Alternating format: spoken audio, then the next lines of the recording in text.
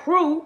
I want to be able to open my box at school, y'all. Listen, I want to be able to open my box at school. Let them know. The Pretty Bride Clique, they sent me back to school. Come on now. I want to be able to open my box. Y'all already know I'm a content creator. Y'all know I'm a recorder. I need to be able to open my box to let them know my people don't even play about me. Come on now.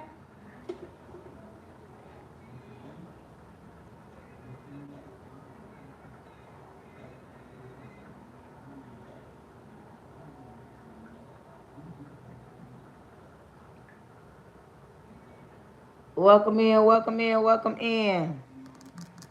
Today's topic is, somebody jumped right on my YouTube today and put that thumb up. Oh yeah, today gonna be a good day. Pretty Brown Clique, the Pretty Brown Clique. Y'all already know I be wanting to get on there and talk about it. I'm gonna do a back to school thing for a teacher, and I'm gonna need y'all to click the link. It ain't gonna be too much, not too much. Hey, I'm glad you joined us today. Gigi joining us today on YouTube. Welcome in. Welcome in, welcome in, welcome in. I am, listen, like I just tell everybody, y'all know I'm a teacher. I'm going back to school. I'm going to go to Amazon and do me a back to school little box. $150, if that. I'm doing both stuff. I'm going to need y'all to click on that. I need to be able to make a video. I need to make a video that, hey forever, that the Pretty Brown Clique sent that girl back to school with a lot of goodies. I'm just saying, y'all. You ain't got to, but it'll be nice so I can make a video. But welcome in, welcome in. Happy Thursday, everyone. I hope everybody had a great day today. I don't know if you at work, getting ready to go to work, you work from home, whatever you did today, I hope you did it with the best of your abilities, and you glad to be off, and you joining me today. When you come in my live, make sure, listen, if you are in my niece, I need you to grab up that emoji heart. If you don't mind, I need 13 more people. 13 more. My girl Monique still working. I know you still working and listening to me at the same time. I need you to grab that emoji heart up there if you can. Niece, grab that emoji heart up there. I need 12 more people to give me that. Thank you, niece. Now I need 10 more people. Thank you forever. Okay. Now, I need 9 more people to give me that emoji heart. When you come in, let me give out my disclaimers. First and foremost, this is my live. Let's make that understood. Why you here? It's my live. You will not take over. Join my live at your own risk. You don't even got to be here. This ain't no place that you got to be. You can choose to be here. I appreciate it. But if you feel like this ain't the right fit for you, hey, no hard feelings, exit stage left. Because, baby, you will be blessed and blocked real quick. And not because, welcome in, India. Welcome in, India. Welcome in. Thank you, Pooh. Not because I can't handle somebody not agreeing with me, but if you don't like somebody, why would you watch them? YouTube, when you come in, make sure you are thumbing up. I got 6 people watching me, but only 2 people thumbing up. What's up? When you come in, understand something. I'm saved in real life. I'm saved in real life. I'm not just saved for the internet. Welcome in, welcome in. Lennox, you have to jump on here and call me the N-word. I blocked somebody already, y'all. Blocked them already, y'all. Really? But anyways, I'm saved in real life. I'm saved. I'm baptized, Holy Ghost filled, tongue talking, hand clapping, foot stomping, like I'm saved in real life. I might get to go in a scripture on here. I might get to praying for somebody on here. This is my life. If you are an atheist, or you prayed about something and it ain't come to pass, and now you mad at God because you feel like he taking too long, baby, this sure ain't the life for you. Because if I want to talk about God, Jehovah, if I want to talk about Jireh, I can. It's my live. On my live, I talk loud.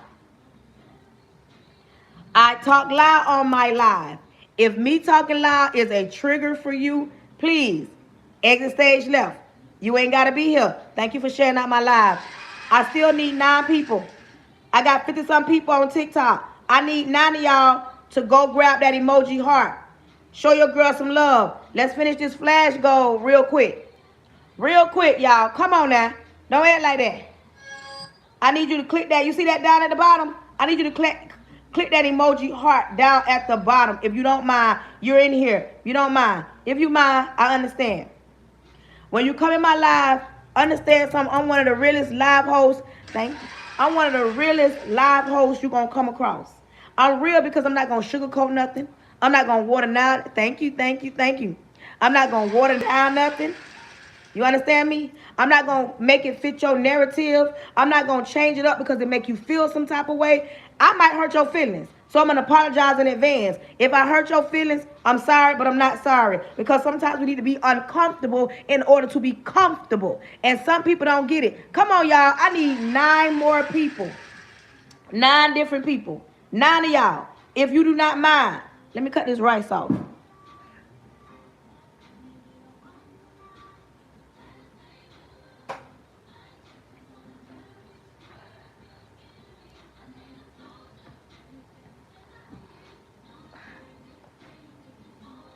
So when you come on my live, understand something. I'm going to keep it real with you. I'm going to keep it a buck. And I know not everybody want to hear that. But on my live,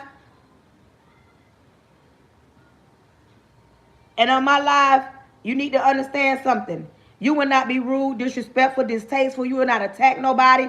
I can stand for you to go back and forth with me. I just can't stand for you to want to say what you got to say and then want to exit stage left. No, put your big boy drawers on. Put your big girl panties on. And let's talk about it. If it's something that you don't like, explain to me and give me the opportunity to explain to you. I'm going to talk about stuff. I'm going to talk about subjects and topics that y'all want to talk about, but y'all really don't talk about because y'all are afraid. Auntie not scared, okay? Auntie not scared. Auntie not scared. Hold on, y'all. Let me clean this lens. There we go. I'm going to talk about what I want to talk about because it's my life. I'm not scared.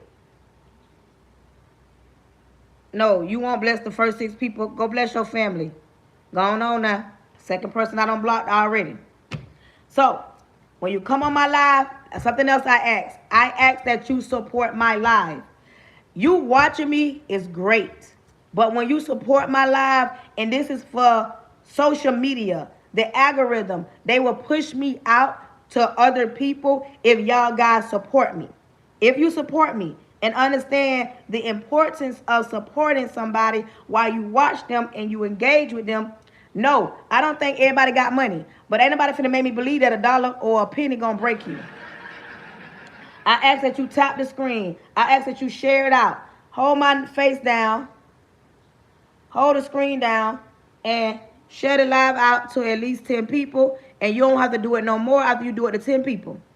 After you do it to at least 10 people, you don't got to do it no more. 10 people and you done. Share my live out. Thank you, Gigi. Thank you. I'm so glad you're here today, girl, because I had to fight with him over here all by myself. And I was just thinking like, dang, I need somebody on here and you came on here today.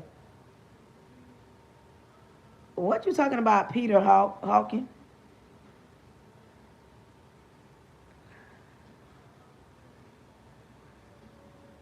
It's mine. It's my live. It's my, you don't have to be here. Something else that I do. I raise my voice because I'm passionate and I use bye.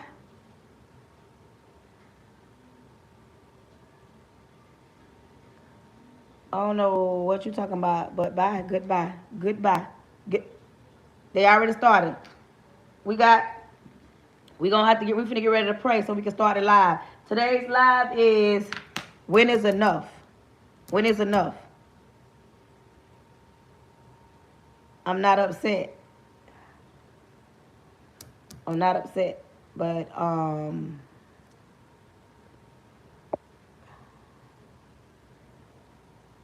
today's topic is when enough is enough. When is enough enough? Like When is enough enough? Okay? We're going to talk about it. Repent of my sin, Lord Jesus, I come to you humbly. Thank you in advance for choosing me to be the person you chose to speak to your people. Lord, cover me from the top of my head to the sole of my feet. I plead the blood of Jesus over my home, over my husband, over my son. I plead the blood over myself. I plead the blood of Jesus over the airways. Close the mouths of the enemy. Close the ears of the prince of the air. Lord, counsel any following spirits, any monitoring spirits, any jumping spirits, anything not sent by you. Lord, I ask that you throw your weight around. Lord, creating me a clean heart so I don't bleed on your people. Creating those that's going to listen a clean heart so they're open to receive the word. Lord, speak to your people and let them know that you can use anybody to get a word across, to get a message across. Lord, I cancel any following spirits, any money spirits, any toxic spirits. Anything or anybody that want to be chaotic, I cancel it. Let thy will be done. In Jesus' name, amen. Welcome in, welcome in, welcome in.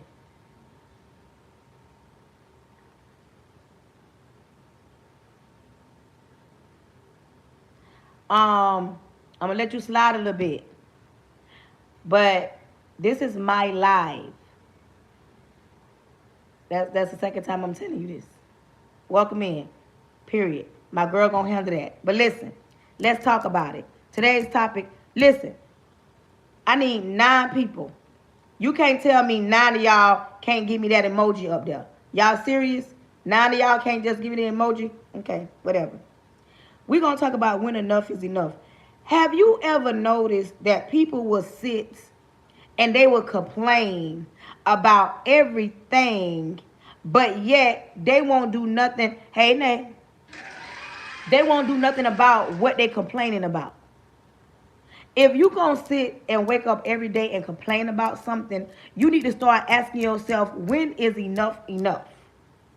When are you going to look at a situation and figure out that's not going to benefit me?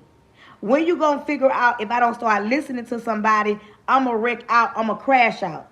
When are you going to understand that everybody is not for you? When are you going to get it that, thank you, Nay, that life gonna life and we gonna be okay?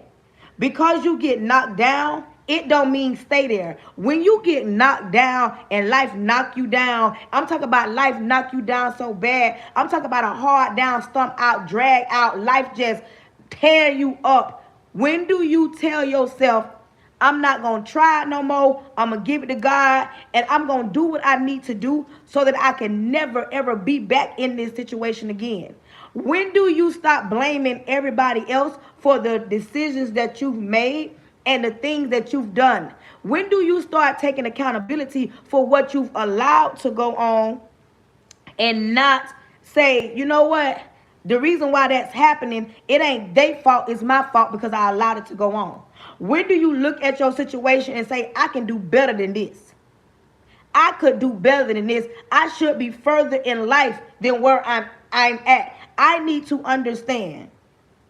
When are you look in the mirror and tell yourself, you know what? I got to do better than what I've been doing. I want to break generational curses. I want to be financially stable. When do you tell yourself enough of complaining, enough of lacking, enough of trying to, enough of, thank you, enough of trying to make somebody else happy, enough of living my life based off what somebody else said, enough of walking around here as if we don't serve a big God? Because if you trust God like you say you trust God, you know he going to show up right when he needs to show up. Not on your time. He going to come through when he need to come through. Not when it going to make you feel good. He going to show up just when he need to show up. Just when you about to give up, he's going to show up. He might send somebody because, you know, you may think you're praying in silence. You may think you're praying in silence and nobody hear you. Have you ever just prayed about something and then out the blue you come across, thank you, you come across something or somebody and they're talking right, a song. You might have you ever been sitting in your car in tears and you cut on the radio and there's a song playing and you like, well, dog, that song is speaking to me. That commercial speaking to me. A message. You could be driving by and people have bumper stickers and that bumper sticker could say something and it could be speaking to you. See, we be thinking when we be praying, don't nobody hear us. If you got a clean heart and your prayers ain't bouncing off the ceiling, but actually reaching to God, God is listening, and he will send somebody or something in your path to make you understand that, baby, I heard what you said. I saw your tears. It don't mean that I'm not going to show up. You just got to wait on it for a little while longer, because I got to test the weight of your heart. Sometimes getting the weight of your heart tested is a whole nother level of strength, because sometimes you got to fight through things that you don't even know that you're going to make it to the next level. In your mind, you telling yourself, I ain't going to make it if God don't show up. But sometimes God will test the weight of your heart. He will give you your heart's desire. And even when he give it to you, it don't mean that you ain't going to go through something. It just means that when you go through it, you're going to grow through it, and you're going to learn from it, and you're going to be able to testify and tell somebody else about it, even when you don't understand. Sometimes we go through things that we cannot understand. We can't even fathom. We don't even know how we got in that position, but we got to start telling ourselves, it's enough of me complaining. It's enough of me walking around here with my head down. It's enough of me feeling like I'm less than. It's enough of me allowing somebody to walk me like a dog. It's enough of me feeling like I ain't enough. It's enough of me lacking something. It's enough of me putting up with somebody mistreating me. It's enough of me allowing somebody to disrespect me. It's enough of me walking around here as if I trust God, and then I'm going to let somebody tell me what I can have. We serve a big God. We serve a right now God. We don't serve that mediocre. Hey, we serve a God that knows everything about you, because he created you, he created you so that you can replenish the earth. And when you go through something, it ain't always to make you feel bad. Sometimes it could be to humble you, because sometimes some people been up forgot where they came from. They're not bigger than the program. And sometimes God got to remind them that I am God, and I'm a God alone, and I don't need your help, nobody else help. I don't need the bank help. I don't need your job help. I don't need your help helping me bless you. I don't need your help helping me bring you through. I don't need your help helping me fix the situation. I don't need you. I don't need your mama help. I don't need your daddy help. I don't need your job help. I don't need your baby daddy help. I don't need your sister help. I need you to know I'm God, and I'm God alone. And sometimes he got to step right in to remind you of who he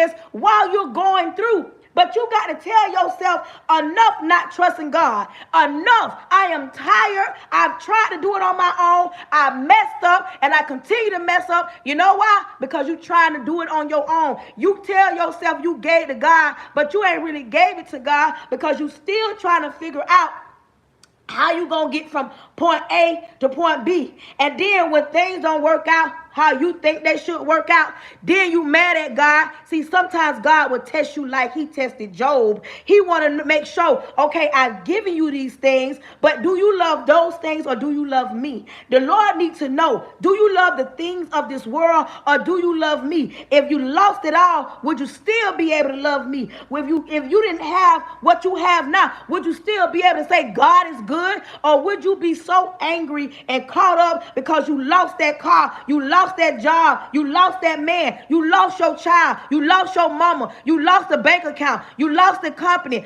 Would you be mad if you woke up and you didn't have everything that you thought you should have, because God don't snatch them away and put you in a place where he gonna have to do what he do in order to show you and all the naysayers around you that he is God? Sometimes it be them ones in the back that's sitting there talking about, oh, I see her with her little this, oh, I see him with his little that. Oh, he ain't gonna amount to nothing. He gonna be just like his daddy. Oh, she gonna be just like her mama. It be the ones that'll sit in a group and they all talking about you, talking about where's her God? Where's his God? She always talking about God. Where they God at? Where God at? Why God ain't showed up yet? And God ain't a God that he gonna move just because somebody else got something to say. God he's a gentleman, baby. He ain't forcing nothing. He gonna step in when he see fit to step in. And it might not be on your time,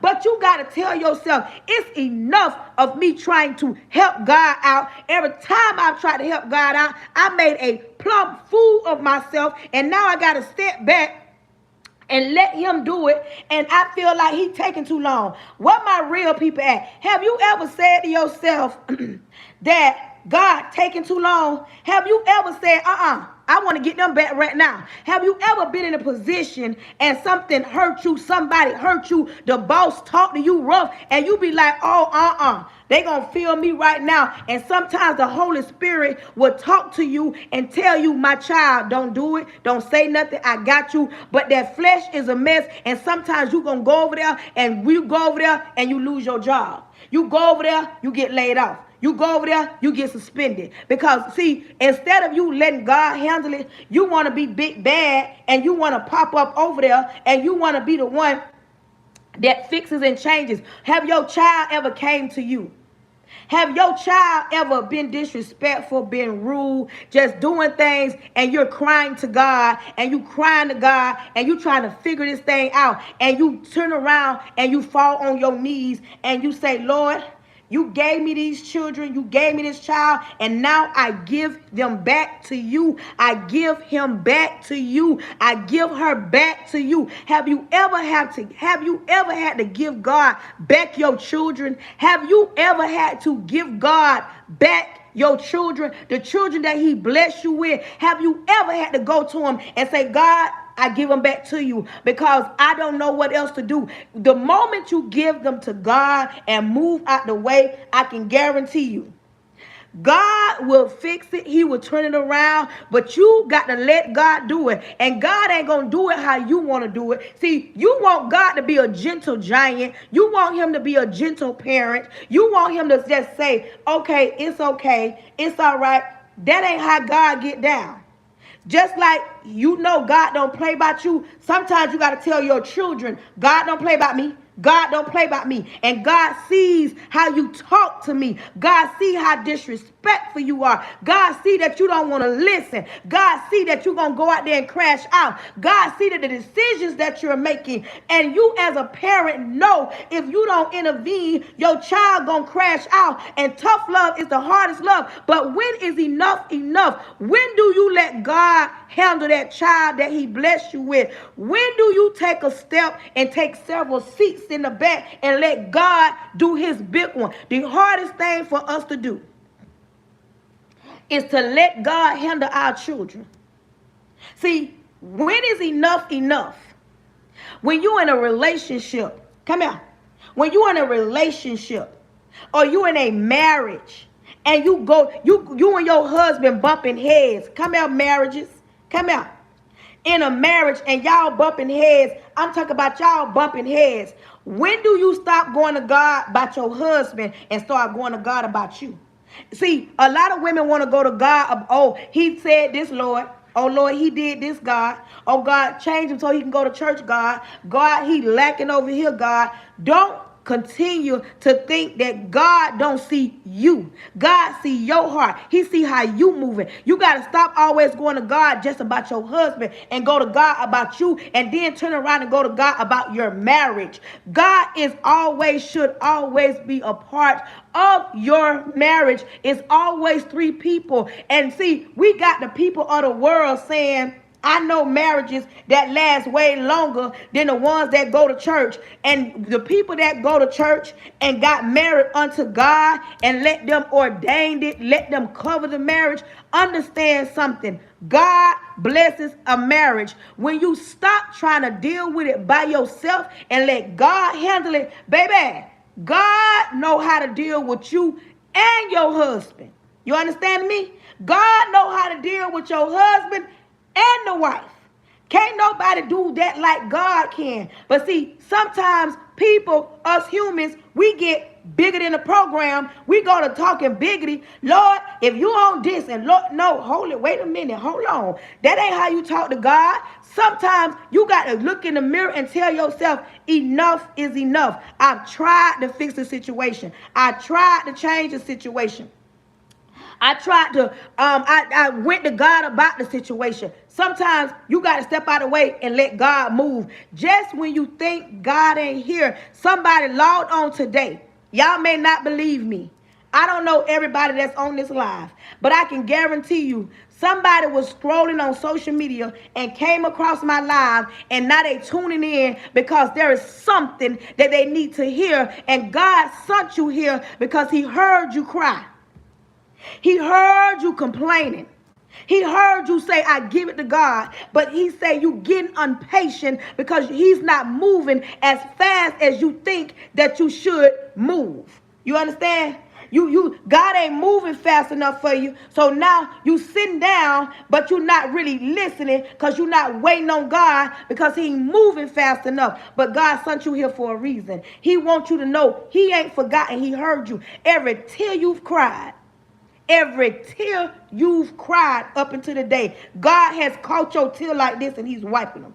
God has wiped every one of your tears. You may not know he's wiping them, but he's there, and he's there in the spirit. He can be there in the flesh, but you don't understand. Somebody needed this message right now this afternoon. When are you going to tell yourself enough is enough? You can't fix the situation. It's too big. It's too heavy. God can carry everything. Some of y'all give God some of y'all problems, but the Bible say lay him at his feet. He say, bring me all your problems. Bring me, cast all your cares on me. And see, what the problem with some of y'all is, some of y'all still got some of them problems in y'all back pocket. Because see, you think you can fool God. You sitting up there saying, Lord, I know this man ain't mine. And I know it's wrong for me to deal with him. But Lord, I love him and I want him. Is a man saying, Lord, she ain't my old lady. But Lord, I love everything about her. And I want her, Lord. And that's what you want. Listen to me. That's what you want. That might not be what God got for you. I'm going to say that again for somebody in the back. You can go to God about something or somebody. You can tell God, Lord, if you give me that job, if you give me that job right there, I will be able to provide for my kids. I'll be able to pay my bills. And I'll be able to provide and save and take care of my family. Lord, I can even be able to give the church back something. You go to God and you send out your request. Make it known. But see, the problem with some people, you put God in a box. You can't put God in no box. See, y'all want God to handle certain things. But see, you don't want God to handle you. You want God to handle everybody around you because you so perfect. You say, Lord, fix my mama because she this. Fix my daddy because he that. Fix them children because they that. Fix that job because they that. Lord, fix that car because it's that. Lord, that house. But you never tell God about you as if he don't already know everything it is to know about you because you are his child. Thank you for my gift.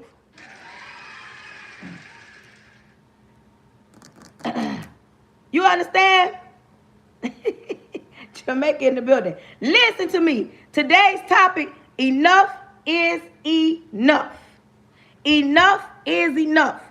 Quit thinking you bigger. Hey, one day at a time. Quit thinking that you bigger than the program. You ain't bigger than the program. Quit going to God about everybody but you. How about you go to God about you and ask God to creating you a clean heart? Because you know it's a malice in there, right?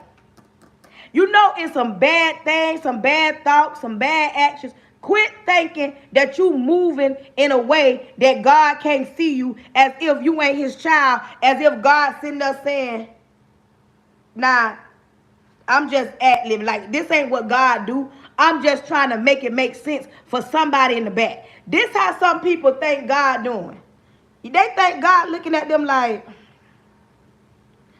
nah, she don't think I see her. She don't think I heard her. He don't think I see him. He don't think I hear. Like, God, like, nah. Y'all do know you can't hide from God. Every thought you think, he know. every feeling, every emotion. He know. God knew exactly that who all would be on my life today. He know every encounter that you have. Every wrong thing you've done, every right thing you've done. He knew before you even think it that you was going to think to do what you did way before you even do it, because he created you. When is enough that you sitting around with a bunch of people? You sitting around a bunch of naysayers. How many months, how many years will you sit around a bunch of people that don't like you, don't got your best interests at heart, don't care if you win or lose, don't care if you smile, don't care nothing about you? Excuse me. When are you going to stop sitting around people that's okay with where they're at instead of being able to grow? Why are you around a bunch of naysayers? Why are you around a bunch of stagnant people that all they want to do is what they've been doing for the last 1 month, 2 months, 3 months? Like, I'm serious. Now it's time for you to check your role. Check your inner circle. Check the people that you listen to. Listen. What you want to grow ain't going to grow unless you water it. You're not going to grow, evolve, change, mature. You're not going to change who you are when you're afraid of change. When you don't see no, I don't got to change, I'm fine the way that I am. You should not want to be the same person you were yesterday. You shouldn't want to be the same person you was an hour ago. Some people might say, oh, I was a bad thing. You were. Do I got any older people on here today? I'm 46. Do I got anybody older than me on here today? Do I got any older people on here today?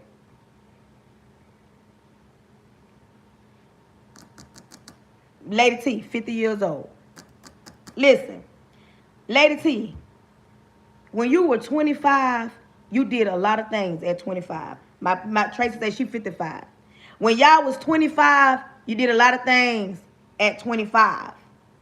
Now that you 50 and 55, what you did at 25 don't even impress you. Some of the things you did, you like, why did I do that? The way you acted, the way you talk, the way you move. What you did at 25, it looks like, why would I do that? Now, it's some things, my girl says she's 56. Now, it's some things you glad you did because you know what? I lived, I learned, I grew. But at 55, 50, 56 years old, 57 years old, ain't no way you want to go back to being 25, doing the things that you did at 25. Now you know what you know at 50, 55, 56. Because if you could go back, my older people, I know it's some things that you would do different based off what you know right now in your 50s. Because when we're 20, 25, 30, 35, 40, 45, things are totally different. And it's some things that you wish, like now that you know better, you looking at it. So this is what I'm saying. When is enough enough? When do you stop blaming? I need all ladies, no matter how old you is, I need all the ladies to come to the front. All the ladies. The reason why I say all ladies, because this right here. When do you mature enough to understand? First of all, when you 18 to 21, you look at a man and you look at your situation and you having fun. At least you should be. You understand me? You should be having fun. You're going to make so many mistakes. You're going to get your heart broke. You're going to be lied to. Welcome in, Kay. You're going to be mistreated. You're going to date a few. You understand me? And your heart going to hurt. You understand me? Thank you, Kay. Your heart gonna hurt. I'm just gonna be real. I'm talking about 18 to 21. Your heart gonna hurt. You gonna cry. You gonna cry. You gonna cry. Because love shouldn't hurt, but baby, it's some things when you dealing with the opposite sex, that thing will bring you to your knees. 18 to 21. Now, when you 50 through 60, when what I just said, it sounds like they want to say, come here, young ladies, let me talk to you, because they got the wisdom. And tell you, 50, 55, 56, 50, they got the wisdom. They'll tell you what I'm telling you, but it don't sound as good coming from me because I'm 45. I'm 46, finna be 47. But somebody that don't live half of life can come and tell an 18 through 21 some things that'll make them sit down and be quiet and close their mouth, because now they're like, wait a minute, how you know? But 18 to 21, I can guarantee you, y'all know everything. Y'all know everything. That ain't gonna happen to me. I ain't that type of woman. I'm gonna have me some fun. Some of that fun can cause you heartache and pain. But if you take your time and listen, you ain't gotta go through that 18 through 21. Now, 22 to like 34. 22 to 34 years old. You are starting to find your way. You starting to find your way. Like 18 through 21, you make the mistakes, make them all. 22, 34, you're starting to find your way. You starting to feel your way in this thing. And it's like, okay, I made a few mistakes. Now it's time to get serious. Now you starting to say, I got to get a job. I got to stay on the job. I got bills to pay. You know what I'm saying? Like my mama them, what they was saying was the truth. Like when you 22 through 34, you're starting to find your way. Starting to find your way. You ain't found it yet. 35. If I brought 35 through 50 years old to the front, hey Jay, if I brought 35 through 50 to the front and asked them if they're single, what type of man would fit your lifestyle? And if at 35 years old, you couldn't tell me, I would feel like somewhere is a problem. Because by now, you should know what you want. You should know what you need. You should have said, you know what? I made a lot of mistakes, but I'm learning. Now I get it. But see, me talking to 18 through 70-some-year-old people, you will be surprised at some people that ain't had enough. They ain't had enough of struggling. They ain't had enough of being mistreated. They ain't had enough of thinking they know everything. They ain't had enough of not having. They ain't had enough of getting put out. They ain't had enough of being lied. Today's topic is, when is enough enough? As long as you live, you're going to go through something. But there comes a point and there comes a time where you got to grow up. You got to grow up. You got to grow up. You understand? You got to grow up. You got to tell yourself, it's time for me to put away childish things. You should not be around here with a bunch of people, grown women, and this is my life and I can say what I want to say. From 35 on, you should be saying ain't no good men. It ain't no good men in this. You should not be saying that. You should not be saying that. All because based off of the experiences you've had, that does not mean every man fits that criteria, fits that definition. You shouldn't be saying it. As a man, men, it take you a little longer to grow up. I'm going to give y'all about 38. From 38 and on, you should not be around here saying ain't no good women in this world. Because now you should have grew up. You should have been through some things in life that should have taught you that the choices you make and the women you may choose might not be the right fit based off how she looks. Because if your heart and your mind ain't on the same page, you in trouble.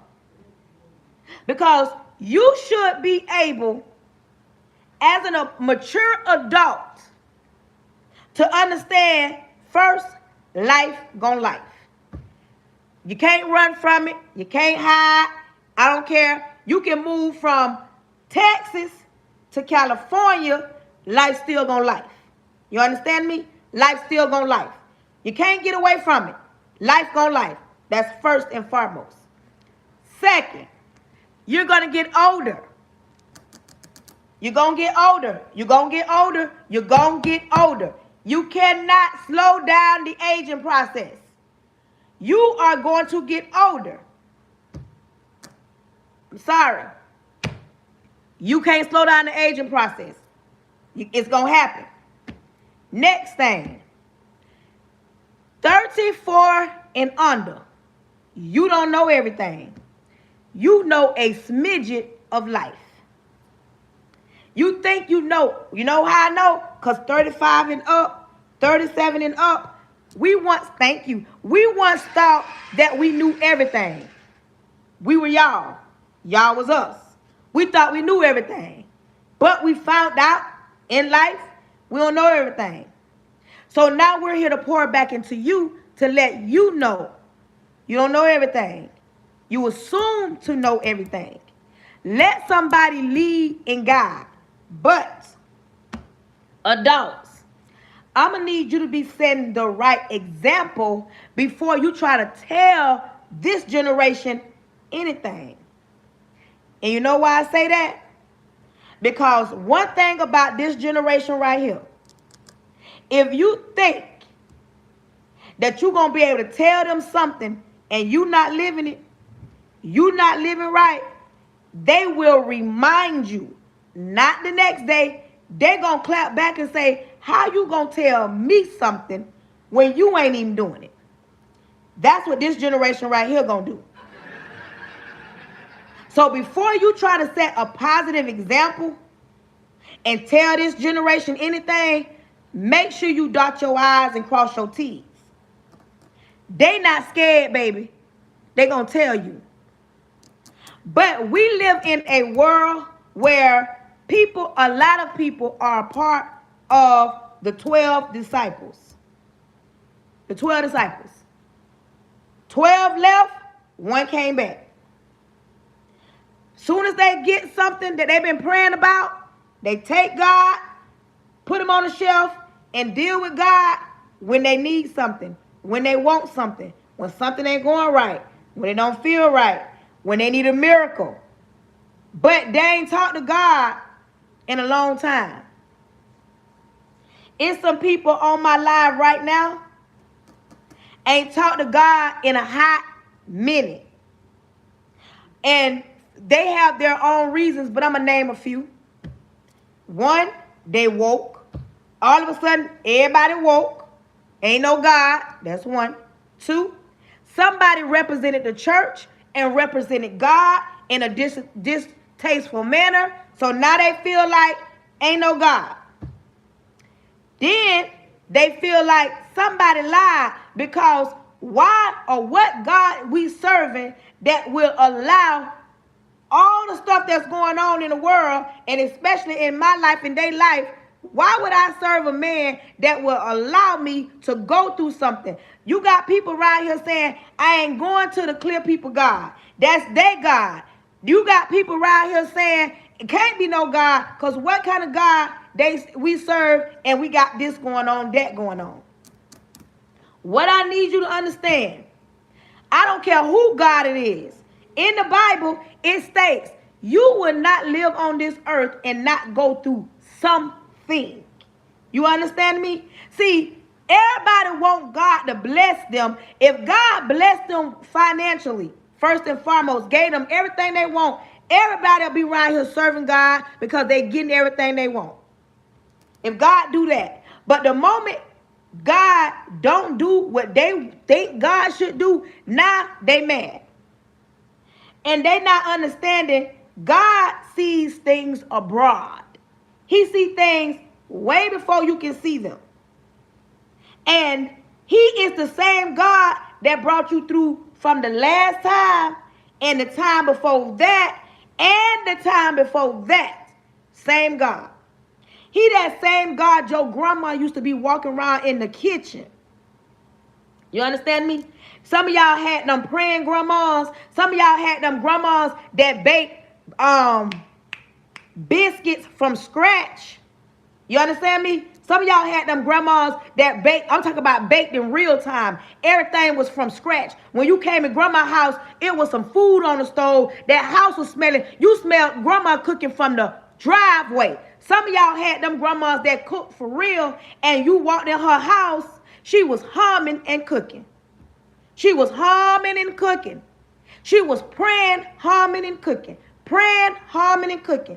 Some of y'all come from them grandmas that y'all don't even know it, but them prayers that she prayed before she went to glory, it's the same prayers that's getting you through right now, because she knew if she left here, you would be the way you are. So she asked God for a little more grace from you while she was baking them biscuits. While she was in there cooking them smothered pork chops and them ham hocks and just a sprinkle of salt in them collard greens and that cabbage. I'm talking about that kind of grandma. You understand me? Some of y'all are, she said sweet potato pies, that part. Some of y'all don't even understand, but you're so woke. It's the same God when your grandma was around here praying and humming. But my question is, when is enough enough? When do you tell yourself, I got to do better? When do you face the mirror and look at you? And when I say look at you, I mean look at you. I'm talking about with no makeup, no lashes, no weave, no haircut. You. When do you look at you and tell self say, it's time to get myself together? When do you say, I've been doing this for too long? I've been living like this for too long. I've gone without too long. I've let my kids down too many times. I'm disappointed in myself because I disappoint my children. When is enough enough? When are you going to stop depending on somebody else to come and save you? When are you going to stop thinking that somebody else is going to be your peace when you should be your own peace first and foremost? When do you stop thinking that if you got certain things that it's going to change how people look at you and treat you? Just because you got a lot of money, it don't mean that you a different person if you got a bad attitude.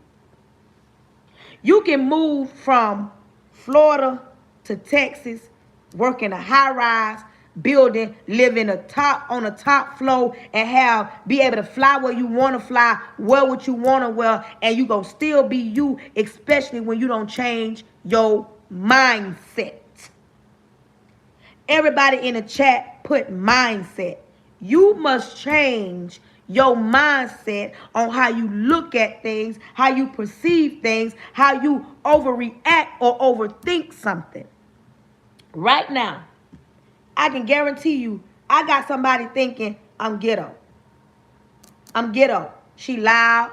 She got something on her head. How she know anything? She must be being abused. She must be don't got no man. Oh, she's a woman of color. Like, when are y'all going to understand, first of all, God can use anybody to get a message through.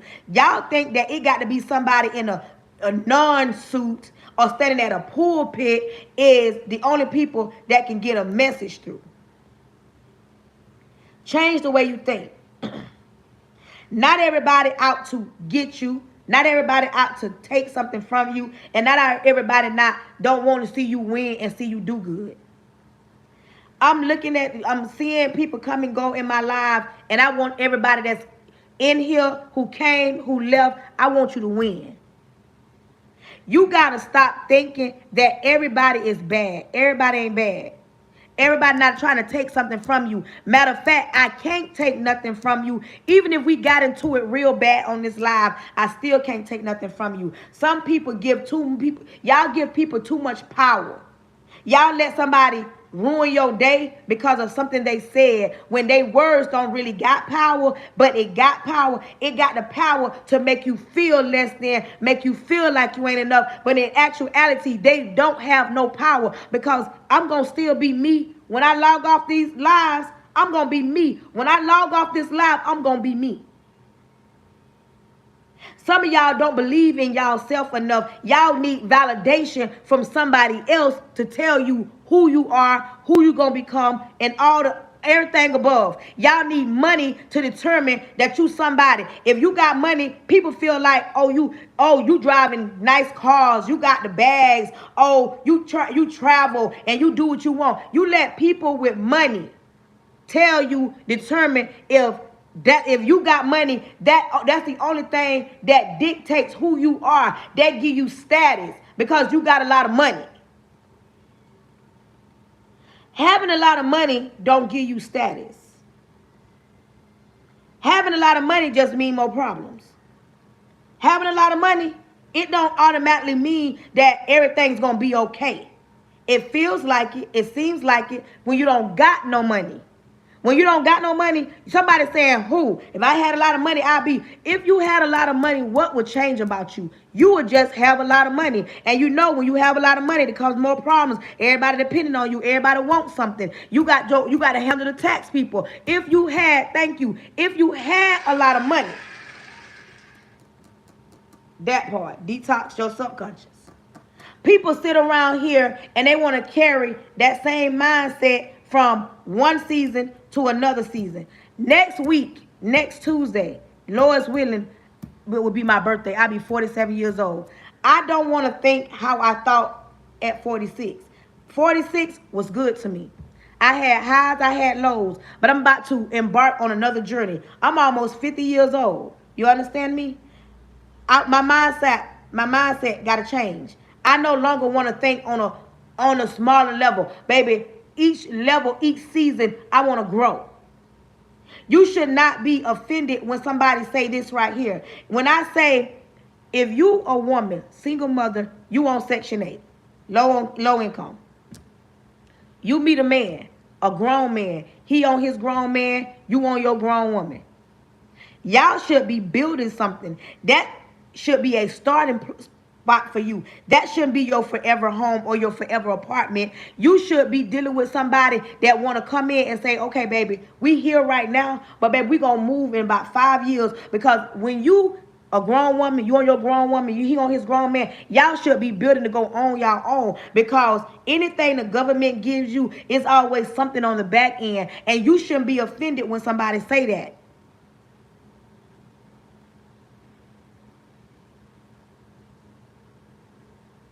You should not be offended when somebody say that. You shouldn't be offended when somebody trying to give you some information that's going to benefit you. It's going to benefit you. It's going to change how you think. Thank you. It's going to change how you think. You should not sit around and think it's a flex to be able to look the part but can't even afford to really live like that. What is the fun in driving nice cars, having material things, and you don't have no life insurance policy? What is the flex of being able to have material things? Thank you, Playboy Eric. Having material things, and if something was to happen to you, somebody got to go do a GoFundMe. I'm just asking for myself. Why is that such a flex to pretend to have it, and then something happened, people got to sell barbecue plates in order to bury you? See, we don't want to have hard conversations. We want to talk about the material aspects of things. We want to pretend that we have it because it looks better when we pretend that we got it, because now we're in the elite club, but you really don't got it because something happened to you. Of course you wouldn't know, but think about that. Looking at yourself. What is that?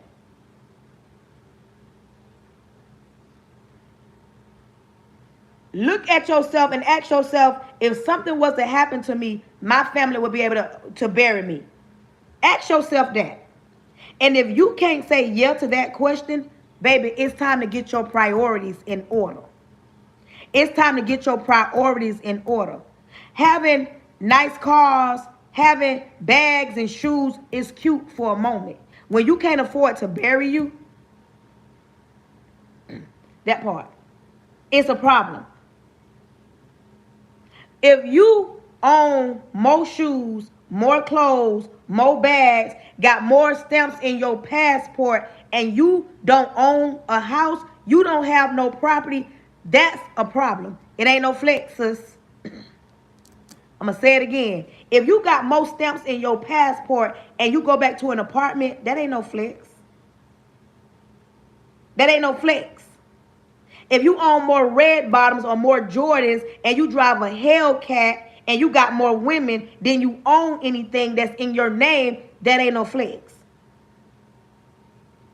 It ain't. If you think that having more money than wisdom is a flex, it's not. If you want, you know what real peace is? Real peace is being able to pay your bills and sleeping at night. Real peace is not have to ask nobody for nothing, and because you always have had to ask, but now you're in a position that you don't have to ask. That's real peace. Peace ain't God, you got it and you don't help nobody else get it. You're not, how you gonna be at peace? You understand me? But see, y'all don't want to have tough conversations because y'all feel like everything is an attack. You walk around here and all your kids got iPhone 17s. Everybody gonna get a spray ground backpack. Everybody got Jordans for every outfit. You think it's a flex when you don't own nothing. You ain't teaching your kids the value of $1. You ain't teaching them how to save nothing. You're not educating them on what really matters. That material stuff, it come and go. That material stuff, it loses value. Dress your kids nice, but while you dressing them nice, teach them how hard it was to get this money. Teach them to save something sometime. Teach them that life is not easy and life gonna come at you hard. Teach them that ain't nobody gonna give them nothing. Teach them that we're gonna break generational curses. We're not gonna be like our grandmas and great-grandparents. But you know what? Some of them weren't doing too bad because some of your grandparents put some of y'all in positions right now because they left y'all something. Some of y'all grandparents left y'all something because they understood the assignment. They knew when they left this world, they want to leave you in a position where you could have something that you can build. Some of y'all got left some things and you ain't even doing right by. Some of y'all parents left y'all something and you don't spend it down to the penny and you can't look back and say you got nothing. Some of y'all, it was left in positions, 30,000, 20,000, 50,000, 100,000. And what did you do with it? You ain't invest nothing. You ain't go buy no property. You ain't flip none of it. Like, this is the reality of people saying, oh, I'm tired of not having. You complaining about it, but what you doing about it? How you gonna change the narrative? How you gonna change that poverty mindset? Let's talk about it. Put it in the chat. Poverty mindset. It won't grow unless you feed it. You understand me? If you don't change your mindset, detox your subconscious, and you walk around here like you don't got it, you thinking in your mind, I can't have it, it's too hard. It's too hard. I can't save nothing. How I'm going to save something if I ain't got the money? Baby, if you can only save $5, start saving it. You got to change that poverty mindset. You got to quit thinking on a lower level. You got to quit watching people that everybody on social media don't got it. Excuse me. Let's clear that up. I don't care how many videos you watch about everybody got their life together. They got husbands. They got wives. They got big houses. They got big cars. They got plenty of money. I don't care how much. Everybody don't got themselves together. Because you see somebody flashing money, you don't know the backstory of them flash money. Quit looking at other people's lives and saying that's what you want. Or quit knocking people that you come across. Like me, I'm a real person. I got real feelings. Like I tell y'all certain stories and how I got certain things because I hope it motivates somebody to understand. Like I told y'all the story yesterday about, excuse me, how it don't take a man that long to know you're his wife. Hey, Christina. Hey. You don't know, that it don't take a man that long to know that you're his wife. It don't take that long. As soon as I started talking about that, Christina popped up on my Facebook. It don't take a man, it don't take no man 5, 10 years, 20 years. It don't take no man 5 children, 3 broken hearts to know that you're his wife. It don't take that long. It just takes some people to change your mindset in order to get that understanding. It don't take a man that long to know you his wife. And let me tell you something. Quit thinking marriage is the end of all end. And you got a marriage, you got to work at it. You got to work at a marriage. You got to work at a marriage. You can't just say, okay, Lord, I want to be married, get married, and then what you going to do with that marriage? What are you going to do with that marriage? You have to understand, trying to be married because everybody else married, you don't know what that person may be going through or went through. You have to ask yourself. You got to ask yourself that question. Quit thinking that if you got a man, he can pay all your bills and that's going to be it. Okay, I got me a man now. I know he going to help me pay all these bills. And then you get him in there. Excuse me. You didn't take your time to get to know him. And now he ain't paying no bills. And now you sitting there where you were when you met him. Stop thinking because you get this woman, oh, she going to come in here and she going to be my piece and she going to cook and clean because she look good on your arm. You must understand something in this world. You are who you attract. The way you think, that poverty mindset, when you think you down here, you're going to get those that, you're going to attract those that are down here. They're going to be on, their mindset going to be down here because your mindset down there. I tell women all the time, when I started talking like I deserve better, I started getting better. I started telling myself, I deserve better. Thank you. I deserve better. You got to tell yourself you deserve better. Quit walking around here as if you don't deserve it because you don't look like what social media say you should look like. Quit walking around here thinking you don't deserve to be happy because you made some mistakes. Quit thinking that God love you any less because you went against the grain. The only way God won't love you if you blaspheme the Holy Ghost. Baby, God don't like the sin, but he loves the sinner. Understand me? Quit thinking that God, because you went to that church and that pastor didn't do right. You see him doing some things. The pastor, the first lady, the people, the usher board. Quit thinking that they are the only church. They the only way that represent God. That's it and that's all. I went to that church and they didn't do me right. I went to that church. They didn't speak to me. I went to that church and they made me feel uncomfortable. Quit thinking that church is what God, or it represents who God is. Quit running around here talking about, I don't want to go to that church because that pastor made me feel uncomfortable. Some of y'all would go to my church, the church I attend. My pastor get down and through there. My pastor, some of y'all wouldn't be able to stomach him because my pastor gonna tell you the truth. He is not going to sugarcoat it. Y'all think I'm bad? Baby, y'all go to my church. You will say, now I see why she talked the way she talked. My pastor get everybody there together. Everybody. He does not discriminate. He don't care who you are. He don't care how much money you got. He don't care what status you hold. He will tell you the truth. And some of y'all don't want nobody telling y'all the truth. Y'all want somebody to sugarcoat something. Y'all want somebody to water something down. Y'all want somebody to make y'all want to go to a church where it's a feel-good sermon. Some of y'all won't even go talk to y'all grandmas. Some of y'all won't talk to y'all mamas. Y'all won't talk to y'all daddies. Won't talk to your best friends. Won't talk to your sister. Some of y'all want to be, oh, I'm an introvert. I don't deal with people. No, you don't want nobody to tell your behind off. You don't want nobody to tell you nothing. You don't want nobody to tell you the truth about the mistakes you've made.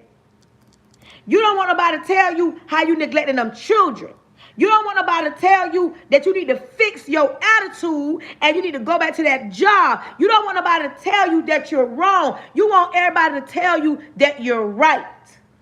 Enough of that. Enough of sugarcoating. Enough of pacifying your feelings. Enough of anybody trying to tell you that everything gonna be okay. You can do wrong. You can lie. You can cheat. Enough of that. Ain't nothing wrong. We just talking. See, a lot of people don't want nobody to tell them the truth.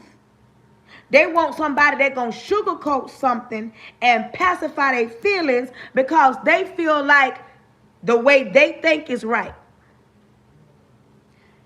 It ain't no right way, no wrong way. But we need to listen to somebody. Nobody don't want to go to church and the pastor gather them and the pastor don't even know them and the pastor telling them, you better get yourself together. You better get your house in order. You better stop doing this. Quit going over there. Quit dressing like that. Quit acting like that. Don't nobody want. And a lot of people want to go to church and they want the pastor to say, you're going to be blessed with a house. You're going to be blessed to pay your mortgage off. You're going to get that job. You're going to become a millionaire. But they don't want the process in order to get there. They just want what they want. And they want to come out of the church. And they want God to be standing right there. They can hold God's hand. And they want to go down there to the bank. And they say, the Lord said I'm going to be a millionaire. But you don't want to put the work in. They don't want to put the work in. See, I talked about this a few weeks ago on my live. Back in the days, we had Big Mama. A lot of people had a Big Mama. And I ain't talking about the big mamas of right now today. I'm talking about some big mamas that had the attitude that she didn't care who feelings she hurt. You ever went to your great grandma's house or heard about her and you went over there, your grandma might still be living now. And it could be, you could be a friend of the family. You understand? You could be a friend of, thank you. You could be a friend of a family. The grandma, you go in that girl house, your homeboy house, your homegirl house, and you don't speak. Big mama will get you together and she'll say, who raised you? Don't you come in my house and don't speak. You looking at your friend like, is your grandma talking to me? Is your grandma talking to me? And grandma say, I can hear you talking. Yes, I'm talking to you. Because back in the days, Big mama didn't care who feelings she hurt. You understand me? She gonna speak her mind. She gonna tell you about yourself and she gonna tell you the hard truth. You hear what I say? But we don't have that type of people no more because people too afraid to be honest with you. So, I got 30,000 that they get. So instead of them telling you the truth, they don't say nothing. They let you crash out. But Big Mama, baby, Big Mama didn't care who you was. First of all, you not coming to Big Mama house and you not speaking. You not going to come in there and you ain't speaking. She going to gather you at the door. She going to say, who you think you is? So you not speaking in my house? That's first. And you be like, hey, Granny. She was like, then she'll say, what's wrong with you? What's up with that attitude? Check your attitude at the door. Then you'll say, well, Granny, I had a bad day, or I'm having a rough time, or that man doing that, or them kids doing that. Next thing she gonna say, come here, sit down. She'll tell her mother, you talking about them children being disrespectful. You talking about them children doing and saying anything. She'll say, but what about you? Excuse me. She'll say, what about you? And you'll say, Granny, what you talking about? Big Mom, Granny, like, what you talking about? She'll say, they told me how you carried on in the streets the other day. She'll say, they told me how you be dressing, walking around here. They told me how you had the men in and out of that house over them children. They told me you cussed that man out so bad. You would be complaining about your children, but granny would get you together and tell you, you need to get yourself together. You trying to tell those kids something. They're not respecting you because you're not respecting you. But we don't have that no more. Because everybody want to get along. That part. She'll say, turn around and get it right. But we don't have that. We don't have that anymore. Because we got too many people want to be friends. They want to sugarcoat. They scared because they're going to fall out. Big mama, she ain't care nothing about it. She'll tell you, when is it enough of you chasing behind that man? Where my older people at that understand? That understand what I'm talking about.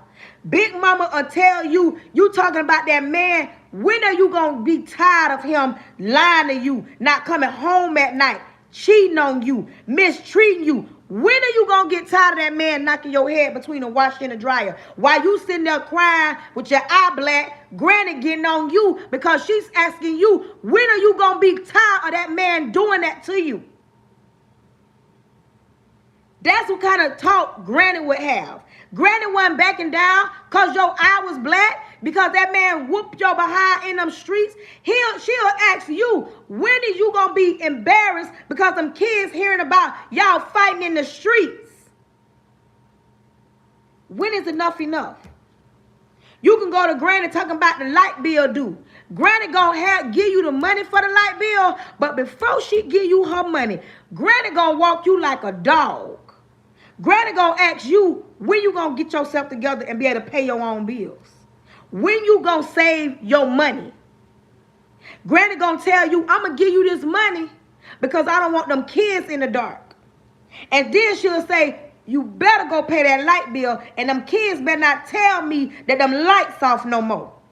Granny will ask you, when?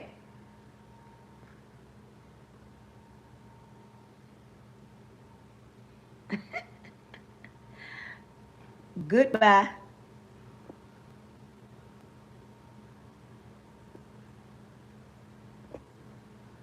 Hold on, y'all. I just had to block somebody. Granny don't care who it is. You understand me? Granny don't care.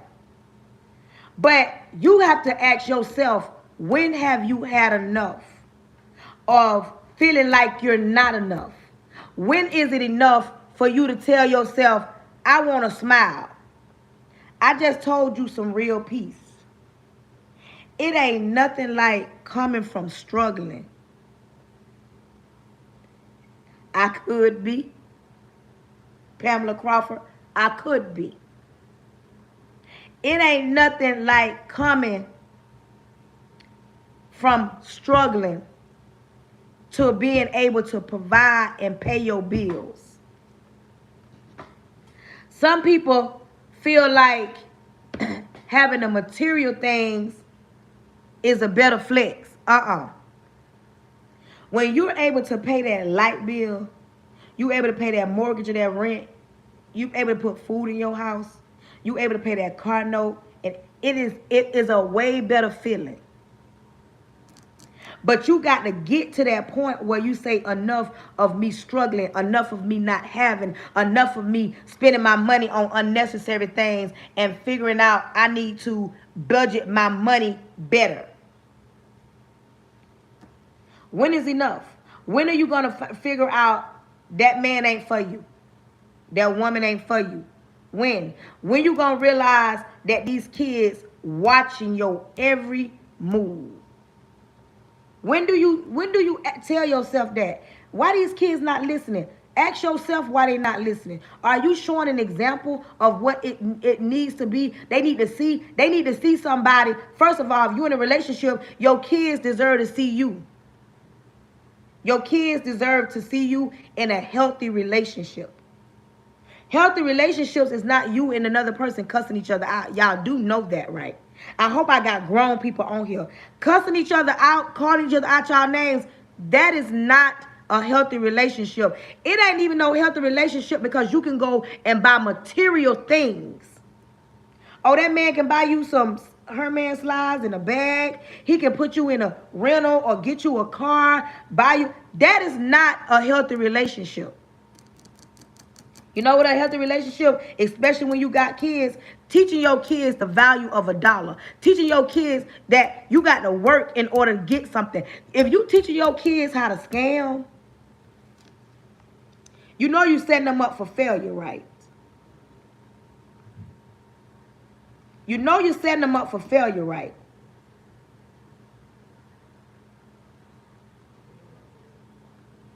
You ain't no way that you should be setting an example of scamming or getting over or letting somebody give you something. When you got daughters, stop teaching them just to be beautiful. Stop teaching them just to put on clothes and put on makeup and be cute.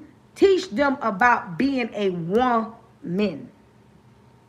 Teach them to love themselves, not the cosmetics of this world, not the material aspects of this world. Teach them to love themselves if they got it or if they don't got it. Because if you don't, you're going to raise them to think they would do anything to get material things. I'm serious. You think you teaching your daughters to be beautiful and you give her everything and you're not teaching her how to love herself with those things or without those things is a flex. That's not a flex. Because a lot of these little young girls right now, they would do anything to get a pair of slides, to get a trip, to get a bag.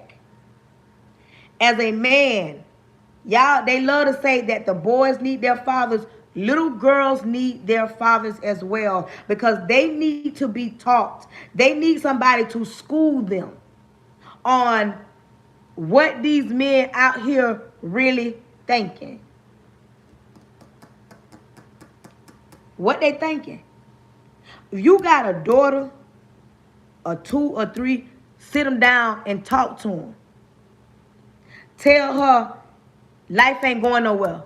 The outside world ain't going. The same clubs that the young people going to, us other people, we done did it. The same hanging out, we done did it. We done did it. So if our moms did it, we did it, it ain't going nowhere. But social media is raising these kids up so fast. You got 14-year-olds around here driving nice cars because they're social media influencers and it looks good. So you got the young people on the other side thinking, I got to dress like her. I got to have what she got because that's the end thing. Everything that's the end thing don't mean your child got to have it. You're welcome. Everything that's the end thing, your child ain't got to have it. Social media tells our kids how to dress, what to eat, where to travel, when to travel, what season this shoe gonna be. No matter what, our kids look at social media and they want everything that they see. Not knowing if some of these kids are influencers, these people are paying them to promote their product. But our kids think these kids' parents went to the store and got that shoe out. Some of these kids' parents ain't got a pot to pee in or a window to throw it out of. Some of these young influencers, they bring in all the money. Some of these kids' parents ain't got a dime. They kids bringing, and they exposing their kids to social media. That part. Hey, Sherry. But social media needs to be limited. You got to stop letting social media raise your children. These kids growing up way too fast. They want to do everything on social media. Come out. Let me step on some toes real quick. First of all, I'm an educator. I'm an educator. I'm going to do me a I'm gonna do me a teacher haul. I'm gonna do it on Amazon. I'm gonna post a link. You understand me? Need you to click it. Buy. I'm doing bowls. Put it in your mind. First of all, I'm an educator. We getting ready to go back to school. Any person on here that got children, come to the front. If you got children and you gonna buy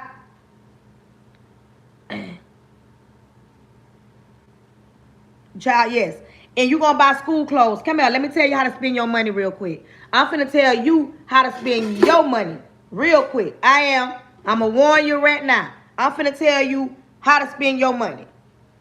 I'm an educator. You're an educator, Miss Crawford? Listen, and I think I speak for the teachers. If you got children that go to pre-K through 5th grade, most schools in uniforms. They're in uniforms. Going out there, catch themselves, get them shirts. They're in uniforms. You got kids in middle school. They're in uniforms as well. Most schools, not every. But for y'all parents that got kids in high school, come on, come out. Vente pa acá. Come out. That part. Come out, parents. That children wear regular clothes. I'm going to need you to buy clothes that fit your child behind. I need you to get them boys some belts. I'm sick of seeing their underwear. I'm going to need you to stop thinking that your child is on a runway. It's okay to dress them nice, but I don't want to see her shirt tied up in the front. I don't want to see her shirt tied up in the back. If your child got a nice shape on her, we should not see the tights from Lululemon with no long shirt over it. Y'all send y'all kids with Lululemon tights on, and then you get mad when y'all think somebody looking at them. Dress your child how you know they should dress in a school setting. In a school setting. Your child can't wear nothing that you don't buy. Your child can't wear nothing that you don't buy. You understand me? Your child can't wear nothing that you don't buy. Let me tell you something. To all y'all parents that can afford to give your child everything on their wish list. Every item, every shoe, every belt, every skirt, every pair of jeans, every pair. Y'all can afford it. Sit your children down and tell them, if you see somebody, child, that don't got what you got, that don't mean you better than them. Don't go to that school bullying. Don't go to that school acting like you better because me and your daddy could afford to give you that. Teach your child that not everybody's children can afford to live in the White House like your kids. You hear what I say? When your child get ready for school this year, make sure you get stuff that fit they behind. But come out. The closer it get to school, I'm going to have more conversations like this. Next thing, I'm telling you how to spend your money. Your child should understand you got teachers from the hood. Listen. Your teachers from the hood. I don't mean that in no disrespectful way or in a bad way. Understand, your kids don't run our classroom. Your kids run your house, but they don't run the classroom. Your children should be prepared to understand this. Before your kids get up each and every day to go to school, you should have a speech ready. I said what I said. You should tell them, listen, when I send you to school this morning, I better not get now phone call. I better not get now phone call. I better not get now phone call about you in dress code, about you sleeping in class, about you being disrespectful to them teachers, about you trying to show out, about you not doing your work, about you not turning in nothing. Like, your kids should know before they leave that house, if I get a phone call, it's going to be a misunderstanding. Your kids should know that. You understand me? Don't send your child to school having them thinking that they run the classroom like they run the yard. They don't run the yard. They run your house. They don't run the bus. You hear what I say? They don't run the bus drivers. They don't run the janitors. They don't run the deputies. They don't run the women in the cafeteria. They don't run the admin. They don't run the teachers. I don't care. Your child needs to stand a child's place. You understand me? Come out, women, mothers. This here school year, you not going to roll out of bed and go down there to that schoolhouse with your hair sticking up on your head, with the pajamas on, with no bra on, with them bedroom shoes on. You going to get your behind up and brush your teeth, brush that hair back, and you going to put a bra on and put some decent clothes on to go down there to that schoolhouse. Quit going down there to that schoolhouse looking any kind of way because you ain't in the mood. We don't care. Fathers, leave the bunnies at home too. Fathers, this school year, you ain't just showing up for the football game. You ain't just showing up for the football game. You ain't doing it. You gonna show up every time that phone ring and that teacher or that school calling your baby mama, your kid's mama, when they calling home, we need you to be attached to that. We need your kids to have some fear of you. We need them kids to know if they call daddy, it's going to be a misunderstanding. We need to run this thing back to old school. You feel what I'm saying? Some people was raised with their daddy in the house. And sometimes when you raised with your daddy in the house, they would say, boy, when daddy come home, daddy going to get you. You know, back in the days, you know what I'm saying? That part. You know, back in the days, when dad, they used to say, when baby, if mama tell daddy, or you would say, mom, don't tell dad, and she say, I got to tell your daddy. See, back in the days, daddy was the pillar. Nowadays, it's the mamas. But listen, we not blaming the school system when our kids fail something, especially when you ain't popped up to that schoolhouse all year. You're not doing it this year. You're not blaming the teacher for the lack of what you lack, not even the children. Because this summer, if you ain't take them kids to the library and let them pick out a book to read, be quiet.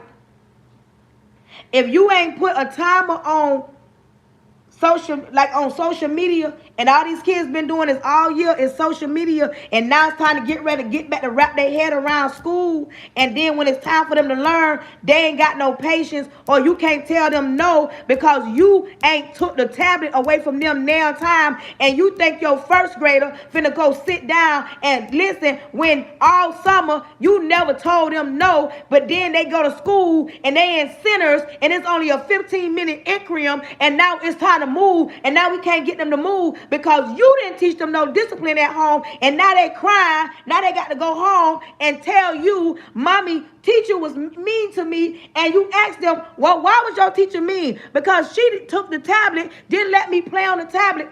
Listen, y'all know I'm telling the truth. Y'all know I'm telling the truth now. It's hard to teach some of these kids when y'all at home. When y'all at home all summer, y'all ain't gave them no rules, no no structure. And y'all think that when they go back to school, it should automatically kick in. Remember, you gave your kids everything. You didn't teach them no. You didn't tell them no. They was up all night. Listen. Somebody tell me when school start back in your area. Put the date in here. When do school start back for you? When does school start back for people in this chat? I want to know, when do school start back in your area? August what? When do school start back? Somebody let me know. Somebody say they go back August 3rd. Somebody say they go back August 12th. Let me know in the chat. Come out. When do school start for you? Somebody say August 10th, August 11th. You know what I'm saying? School start back soon. Okay. August 1st. Okay, in Ohio, it don't start till September. You got a little minute. Listen to me. School, July 28th. Listen. Listen. School getting ready to start. For you that go back to school July 28th, now it's time for you to start setting the rules and regulations in your home. It's time to get your kids back on track. Your children go back in July. It's time right now. Your kids go back August. If your kids go back to school in August 1st, it's time to start transitioning back into the school schedule. Because if you think you're going to wait till the weekend before school start and you expect those kids to want to get up, you expect those kids to want to sit in a classroom and hear somebody tell them, what's your name? What's this? Fill out this. Your child is going to be so combative because they spent a whole summer doing what they want to do. I'm telling you the truth. Help us out as educators. Help us out. Let's start something different this year. Let's start something different this year. Let's stop waiting to the weekend before school to think that your child gonna go back to school on the first day all refreshed. They're not. They're angry. They're mad because now you want them to sit in the classroom. If you got children in pre-K through 5th grade, you should be allowing your kids. You need to be allowing your kids right now to write their names, first and last. That middle name, anybody using that? First and last. They should know the months of the year. They should know the weeks. They should know their address and they should know their birthday. You as a parent, teach your kids the basic things right now. You hear what I say? I'm serious. Get them off them tablets and laptops and phones. Get them off YouTube. Get them off social media. Let them, literally, they need to be writing their names first and last. Teach them how to tie their shoe.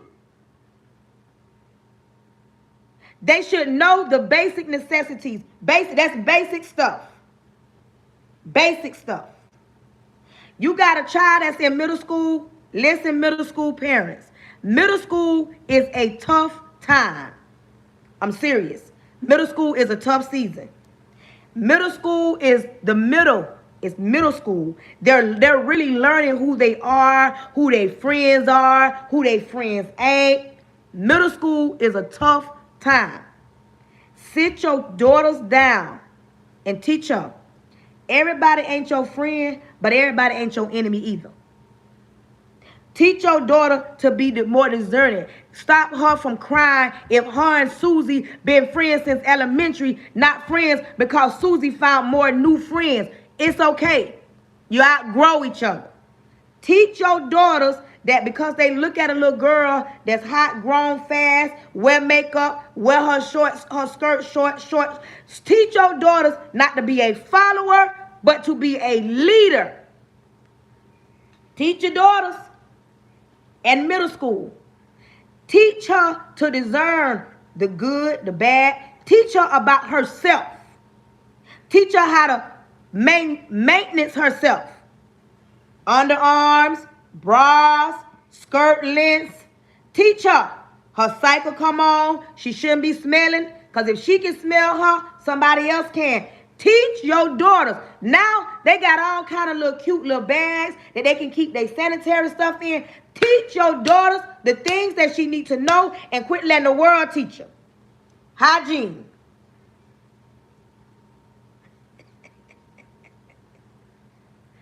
Listen. Teach your child. that hygiene.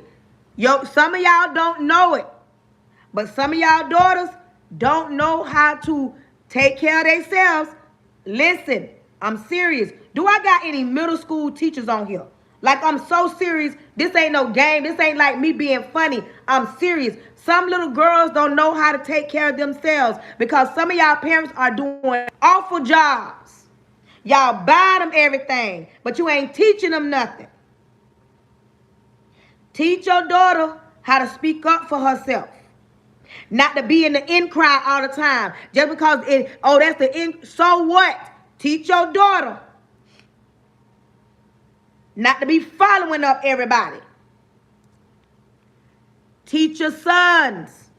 Middle school is a hectic, hard year. Teach your sons that if they don't got it, they ain't got to take it to have it. Teach your sons that just because you have on a belt, that don't mean you lame. Teach your sons teach your children that because they see other boys picking on girls, they see other boys being rude, teach your sons to be leaders and not followers. Middle school is tough. Middle school is tough. Serious. High school. Come here, high school parents. I'm a high school teacher. English. Come here, high school parents. Come out to the front right now. I know it's a flex to take your child to Dunkin' and take them to Starbucks and take them to Burger King and take them to get some food. It's a flex to come into school with your food, but that takes away from first period. Make this year the year that your child show up to first period. Last year, more kids missed first period than any other period in the year, all day. But not because they were at school, because you was too busy trying to take them to get something to eat. Either get up earlier or feed them at home or let them eat at the school. You hear what I say? Let this year, first period, be the year children will be in school in the seat at a reasonable time. Quit thinking that it's a flex to buy them everything, buy them to get something to eat, and thank you, Caleb. And they late the first period all the time. We need to have them in the school building. We can't teach them if their body not there. And then you get mad when they get credit denial. You get mad when they get lunch detention. You get mad when they're in ISS because they don't accumulate so many days being late. This year, first period is a must. I'm just saying. First period is a must. Quit buying y'all kids the $100 backpacks and they don't have nothing in them. I said what I said. Y'all want to run down there to get the spray ground backpacks? Half of them don't have nothing in them. Half of them don't turn in no homework. Half of them don't have no pencil. Half of them don't have no paper. They just got the backpack. They had a backpack. And you could buy them a JanSport. Back in our days, what backpacks? What backpacks y'all had? Back in the days, we had Nike and JanSport. We had basic backpacks. What backpack you had going to school? What my older people had? Now, everybody want a spray ground. Everybody want this Nike over here. Everybody want a Gucci. Everybody want a name brand, and half of the backpacks ain't got nothing in them. I don't even know when school starts. I need to check. Dickie backpacks. Basic stuff. Half of y'all sitting around here buying that part. Half of y'all sitting around here, listen, this generation wouldn't make it back in the days. Back in our days, we had Payless. Back in our days, we had 2 pair of shoes. White Reeboks, black Reeboks. This generation wouldn't make it. Now, these kids want a pair of Jordan with every outfit that they have. They don't want 2 pair of shoes. And parents going out doing whatever. But if your child is disrespectful, Eastpak, disrespectful, ungrateful, ain't doing what they supposed to do. Why are you around here buying all this material stuff and half of them don't even come to school? They don't do nothing in school and they grades show. As an educator, I beg of you, as an educator talking to parents, stay on your kids. Don't wait till the 8th week of 9 weeks to come to the school. I'm going to say that again. As an educator, do not wait till the 8th week of a 9 week to come to school to complain, even if you complain about the teacher. You mean to tell me you waited 8 weeks and say your child teacher ain't no good teacher? You waited 8 weeks to say your child teacher ain't teaching them nothing? Not at our school. They don't got to just wear the clear backpacks. You waited till the 8th week of 9 weeks to come to the school and complain about your child parent. About your child teacher. You should have knew what your child was doing by the 3rd week. You should have knew what kind of teacher your child had by the 3rd week. First few weeks of school, listen. Excuse me. The first 2 weeks, I'm learning my students. First 2 weeks, I'm learning my students. I need to know their attitudes. I need to know their mood swings. I need to know they even care. One of my first questions to my students is, what do you want out of life? You want to graduate? I need to know, like, what do you want?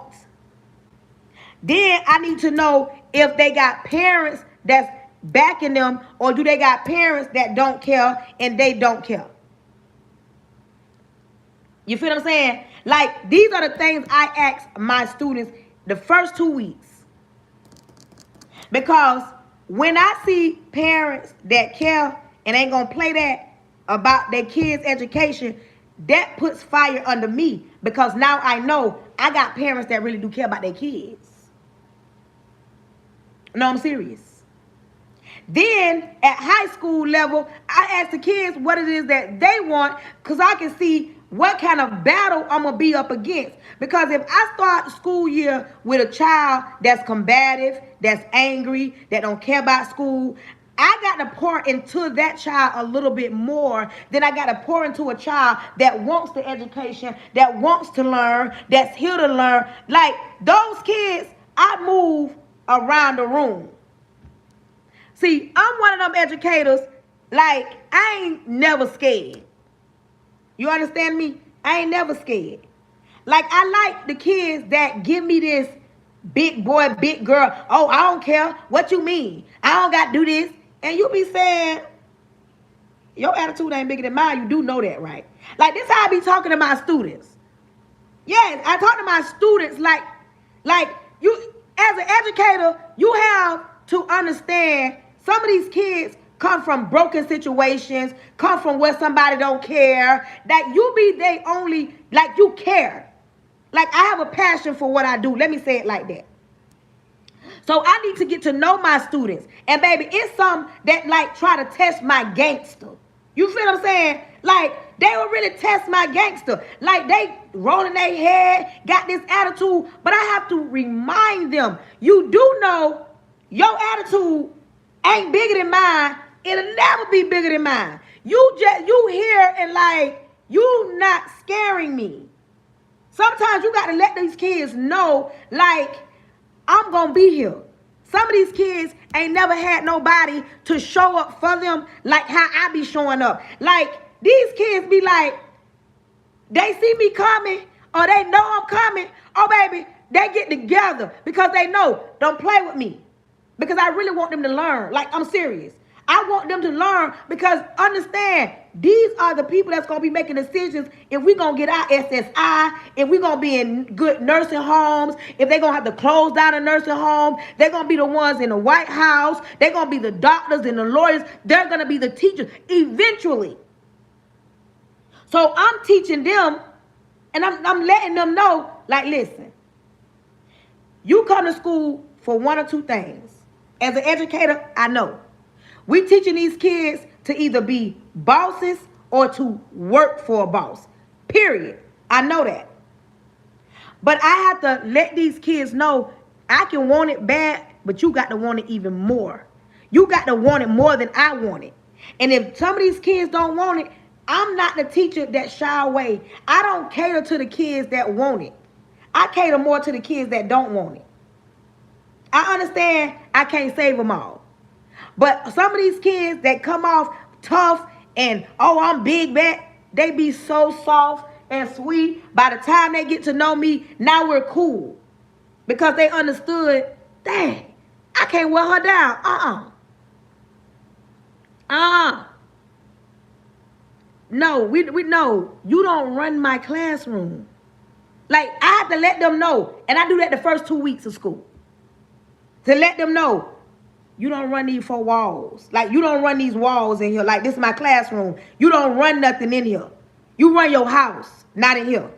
You see what I'm saying? And then I'm one of those teachers, I let them express how they feel. If they don't like something, I let them say, I don't like you. I don't like this class. I don't like school. I let them say whatever they want to say. But out of respect, I expect them to listen to me after they vent. After they tell me how much they don't like me, how they don't like school, how they want to be home. Like, say what you got to say. But out of respect, you got to let me tell you. You feel what I'm saying? Like, I do have that relationship because I gain their trust. Like, I build a relationship or rapport with my students. I'm serious. But see, some of y'all parents, y'all don't have no kind of discipline. You ain't even got no rapport with your kids, some of y'all. Some of y'all kids don't even think nobody care about them, and you wonder why they act out at school. You wonder why they act out at school. Because some of the kids ain't never heard nobody say, I'm proud of you. Some of these kids ain't never heard somebody say, you can do it. Some of these kids ain't never seen nobody show up every day and really like come back. Because sometimes in classrooms, certain things happen and they have to have substitutes. And their kids will start saying, Miss, you leaving us too? Like, I'm serious. Y'all don't think that kids are affected by certain things. They are.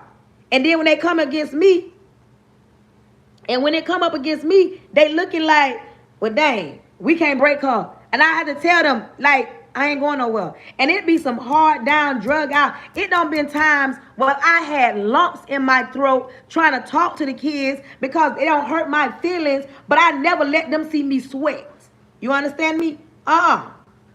But they don't know they hurt my feelings. And some of them be like, oh, you just mad because I hurt your feelings. And I be saying, no, baby.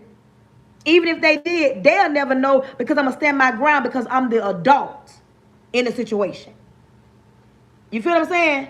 But some of y'all don't even understand that. And I respect the kids because I want them to respect me. And like I tell them, if I'm not giving you no attitude, why are you giving me an attitude? But it tickles me pink that some of these kids think they can get a bigger attitude than me. Really? Like, you can't get no bigger attitude than me. You can't. I'm sorry. You can't. I am going to create a teacher's wish list on Amazon. And I'm going to be pinning it in my lives. I'm going to be pinning it. You can purchase something. You don't have to. I'm just saying. But listen. I want the pretty brown click. Everybody put it in the chat. The pretty brown click. Pretty brown click. Pretty brown click. I want to be able to open my stuff and say, the pretty brown click got this. You understand me? Get it in your head. I'm going to create a wish list. I'm going to create a wish list. You heard what I say? I'm a creative wish list. And I'm trying to decorate my room with bowls. I like bowls. This year my theme is bowls. I got to wash my pink rug. I got a pink rug. I'm going to take it to the laundromat and wash it before I go back. The pretty brown click. Pretty brown click. We're going to purchase. Ain't going to be that much. I ain't going to do thousands. But I'm going to create a wish list. I am. You understand me? I'm going to post it. Yes, bowls. I'm doing bowls. And I'm going to need for y'all to purchase the stuff out of that. I'm just saying. Just saying. But listen, if you have not followed me, I'm on YouTube, I'm on TikTok, I'm on Facebook. I'm live right now on all three platforms. Y'all hear what I say? I'm live right now on all three platforms. On YouTube, my name is at Pretty Brown 43. Thank you. At Pretty Brown 43. Jay, are you available once I get off my live? Just let me know, yes or no. Once I get off my live, if you're available, let me know, and we're going to do the one-on-one. If you're available. If you haven't followed me on all other platforms, I'm Charnetta Pray Hunter on all other platforms. Make sure you follow your girl if you got those other platforms. If not, that's fine. That's fine. Thank you to everybody that tapped the screen, that shared it out, that supported me, that didn't support it, that stayed and listened through the whole thing and understand I'm one of the realest live hosts you're going to come across. I might make you feel some type of way, but I do it because I love you. My birthday is next week. One of my girls asked for my Cash App, so the Cash App was in there. If somebody on YouTube can put this Cash App in there, the money sign, capital C, Cancer C, that's my Cash App.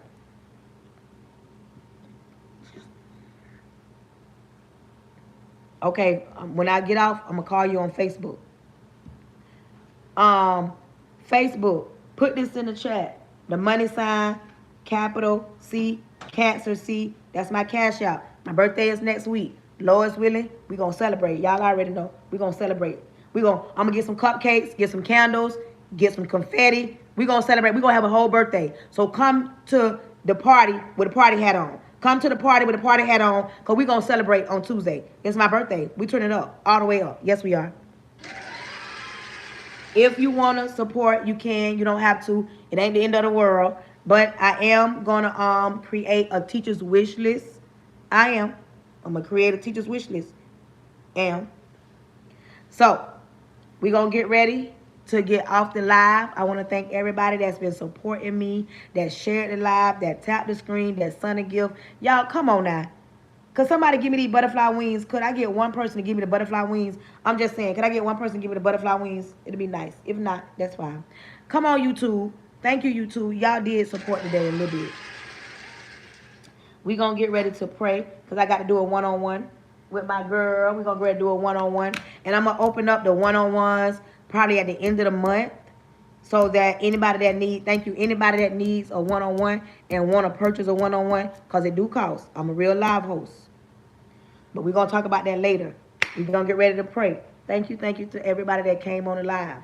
I appreciate y'all. Y'all know this what real love look like. This what real love look like. Y'all do know that. This what real love look like. Oh, thank you for my prayer. Maria just prayed. I was about to click this, but I forgot. I don't know how to make no sounds on that YouTube. But thank you for that prayer. Ah, Monique, thank you. Y'all see my butterfly wings. Y'all see y'all, girl. Butterfly wings. I almost missed it, Monique. Looking over here. I got my butterfly wings. Thank you. I just thought I was asking. I don't think I was asking for too much. But let's get ready to pray. Repent of all my sin. Lord Jesus, I come to you humbly. Thank you in advance for choosing me to be the person you chose to speak to your people. Lord, cover us from the top of our head to the sole of our feet. I plead the blood of Jesus over my home, over my husband, over my son. I plead the blood of Jesus over every airwave, over YouTube, over TikTok, over Facebook. Lord, I'm asking that you close the mouths of the enemy, close the ears of the prince of the air. Open every door that needs to be open and close every door that needs to be closed. If anybody is sick on my life, I'm asking that you heal them from the inside out, because you said by your stripes we are healed. If anybody is weak on my life, pull them close and whisper in their ear and let them know when we weak, you strong. Make them the head and not the tail. Make them the lenders and not the borrowers. Make them the first and not the last. Lord, you said in your word, those that are last shall be first. Lord, you are all knowing and you know everything that needs to go on in everybody's lives on this live. You know everything. You're all knowing. Nothing catches you by surprise. Nothing. Lord, as they leave this live, I'm asking that you give them sweet sleep and rest tonight, knowing that you do the heavy lifting. You work the midnight train in order for us to rest. Lord, teach your people to get out their own way so that you can do your thing because you're God and you're God alone. Lord, don't let this message fall on deaf ears. Don't let it return unto you void. Let it reach the people that it need to reach and do exactly what it needs to do, what it was intended to do. Lord, we're not wondering what you're going to do. We thank you in advance for what you're about to do. In Jesus' name, amen. Listen, until the next time, I want you to know that I love you. And it ain't nothing you can do about it. Hope y'all following. Jay, I'm finna call you on Facebook.